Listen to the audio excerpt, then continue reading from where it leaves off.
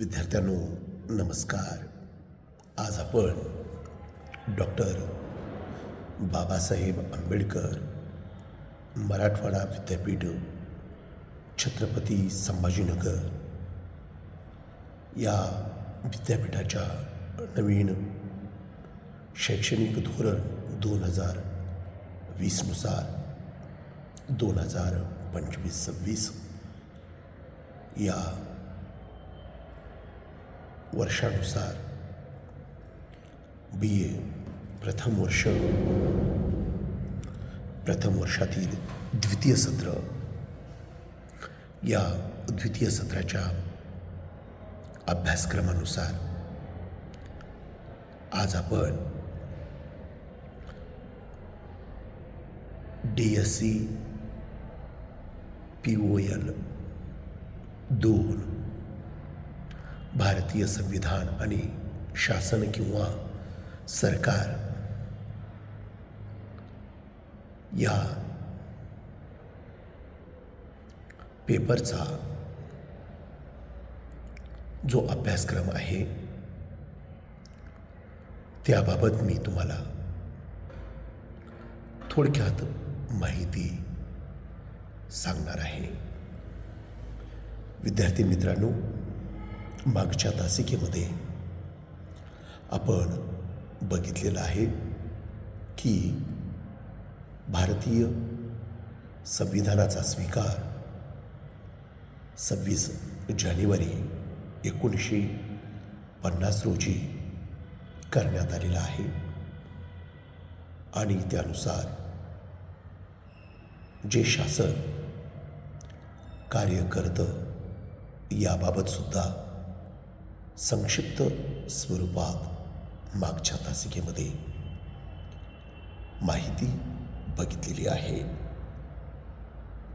माझ्या प्रिय विद्यार्थ्यांनो, भारतीय संविधान आणि शासन याबाबत माहिती बघत असताना खऱ्या अर्थाने 20वे शतक हे भारतासाठी एक अतिशय महत्त्वाचा आणि मोलाचं शतक म्हणून संबोधन गरजेचं आहे. भारतामध्ये ज्या अनेक परिवर्तन झालेले आहेत त्या परिवर्तनामध्ये बदलामध्ये एक महत्त्वाचा दस्तऐवज या 20व्या शतकातील महान पुरुषांनी भारतास दिलेला आहे. ते देणं म्हणजेच भारताला पारतंत्र्यातून मुक्त करणं आणि भारतास एक नवीन शासन रचना निर्माण करून देणं. भारताला जे स्वातंत्र्य लाभलं ते स्वातंत्र्य 15 ऑगस्ट 1947 या दिवशी लाभलेलं आहे. परंतु या स्वातंत्र्यासोबतच भारताला एक नवीन असं दस्तऐवज निर्माण करावं लागलेलं आहे आणि त्यालाच म्हणतो आपण भारतीय संविधान. विद्यार्थ्यांनो, भारताने जे संविधान निर्माण केलेलं आहे हे संविधान 9 डिसेंबर 1946 ते 26 नोव्हेंबर 1949 या 2 वर्ष 11 महिने 17 दिवस या प्रदीर्घ काळामध्ये भारतीय संविधान निर्माण झालेलं आहे. भारतीय संविधान जे निर्माण झालं त्या निर्मितीमध्ये जे संविधान निर्माण केलं त्या निर्माण करणाऱ्या प्रतिनिधींचा सुद्धा परिचय असणं गरजेचं आहे. भारत खऱ्या अर्थाने जे संविधान स्वीकारलं ते संविधान 26 जानेवारी 1950 रोजी स्वीकारलेलं आहे. या संविधानामध्ये मागच्या तासिकेमध्ये बघितलं की वेगवेगळे असे प्रकरण विषित केलेले आहेत.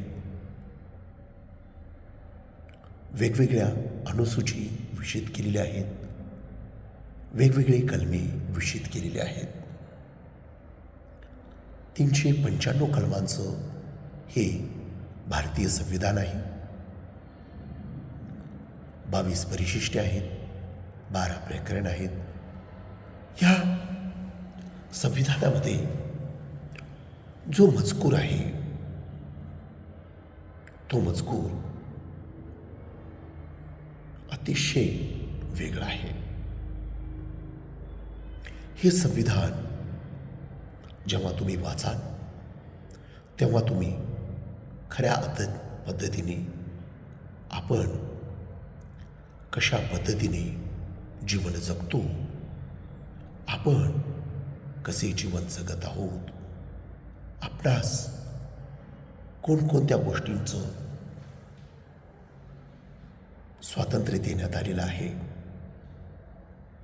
आपण या देशाचे खरे नागरिक आहोत का, आपल्या या देशावर किती प्रेम करावं, या देशामध्ये जीवन जगत असताना व्यक्तीला जी मुक्तता दिलेली आहे ती मुक्तता कशी विस्तृत दिलेली आहे याचा सुद्धा विचार या संविधानात केलेला आहे.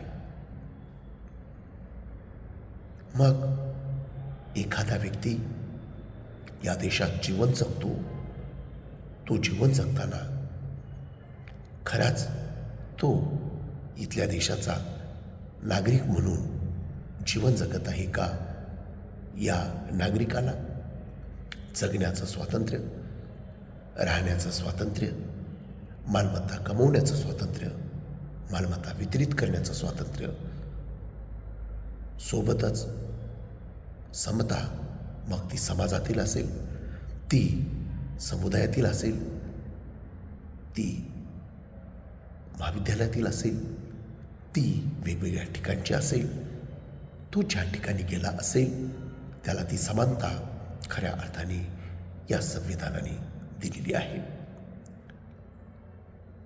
म्हणजेच हे संविधान स्वातंत्र्य, समता, न्याय आणि बंधुता या तत्वांचा स्वीकार करतो. ही तत्वे जेव्हा आपण अभ्यासतो त्या तत्वामध्ये भारताचं संविधान निर्माण करत असताना या संविधानावर वेगवेगळ्या विचारांचा सुद्धा प्रभाव दिसून येतो. वेगवेगळ्या विचारप्रवाहांचा प्रभाव दिसून येतो. हे संविधान जे अंगीकृत करत आहोत, स्वीकृत करत आहोत, त्या संविधानामध्ये काय बाबी आहेत, कोणत्या बाबी आहेत की ते आज आपण महत्त्वाचे मानतो, याचा सुद्धा विचार करावासा वाटतो. या संविधानात अनेक बाबी आहेत, अनेक घटक आहेत, अनेक गुणधर्म आहेत. पहिल्या कलमापासून ते 395 कलमापर्यंत हे संविधान सर्वात मोठं असं संविधान समजलं जातं. जगातील एकूण संविधानाची तुलना केली तर या संविधानाची व्याप्ती अतिशय व्यापक दिसते. अमेरिकेचं संविधान खूप छोटं आहे. कॅनडाचं संविधान खूप छोटं आहे. ऑस्ट्रेलियाचं संविधान खूपच छोटं आहे. मग भारताचं संविधान इतकं विस्तृत का, याचा सुद्धा विचार करावा लागतो, याचा सुद्धा अभ्यास करावा लागतो.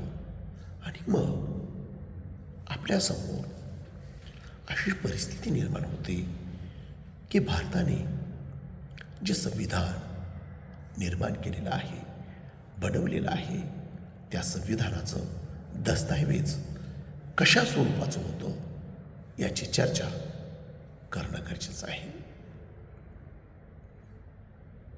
ही चर्चा आपण करत असताना भारतात खऱ्या अर्थाने पहिल्यांदाच संविधान बनलं का, असा प्रश्न अनेक विद्यार्थी विचारतात.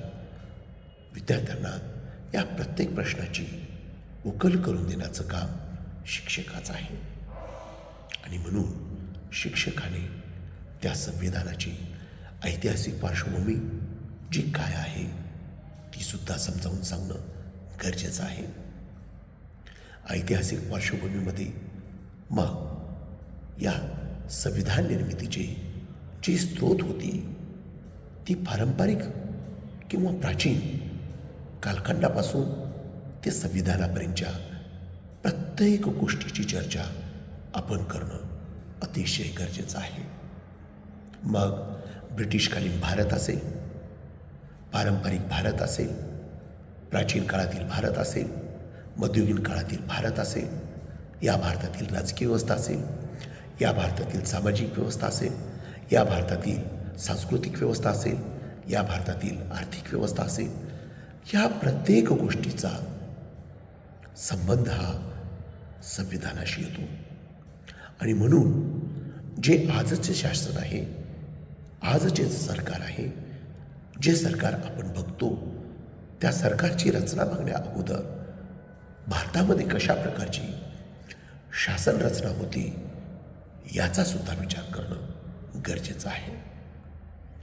हा विभाग खऱ्या अर्थाने संविधानापुरताच मर्यादित नाही आहे, तर याच्यामध्ये ज्या वेगवेगळ्या चालीरीती आहेत, रूढी आहेत, प्रथा आहेत, परंपरा आहेत, याचा सुद्धा इफेक्ट भारतीय संविधानावरती झालेला आहे. आणि त्या प्रत्येक घटकांचा विचार करून भारतीय संविधान बनवलेलं आहे. म्हणून भारतीय संविधान निर्माण करत असताना या संविधानामध्ये जे घटक सांगितलेले आहेत, जो ऐतिहासिक वारसा आहे, त्या ऐतिहासिक वारसाचा विचार आपण पुढच्या तासिकेमध्ये करूया. धन्यवाद.